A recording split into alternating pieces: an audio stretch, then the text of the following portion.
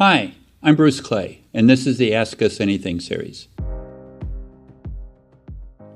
As a vendor of wine and spirits, I require all of my site visitors to complete an age verification form before viewing my site content. However, by having this form in front of my website as it is preventing Google from indexing my site content. How can I get content sitting behind a form or login to be indexed by Google? That is a very different kind of a question. So if the intent is to make it simple, what you want to be able to do is have all of your content crawlable by the search engines. One way around this has historically been to use something called cloaking. In a cloaking method, what you would do is say, if you're Google, I don't put up the age form. If you're anybody other than Google, I will put up the age form. That is one way to do it. Another form is to not actually have an age form verification that requires fill in the blank, where you have to type or select out your age or something like that. That actually uses an HTML command referred to as a form, and that form cannot be crawled by Google. That means that what it points to will not be indexed directly as a result of that form. You could have the page be spiderable through a stationary HTML link that appears in the footer perhaps or somewhere else, but that would bypass your form. If your intent is to have it go around the form, then there's alternate ways of doing that.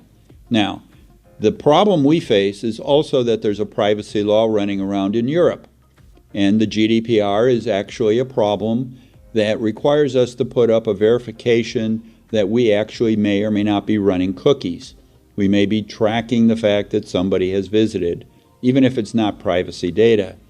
The fact is, somebody has to click on that. If that is done as a form, then it's a problem.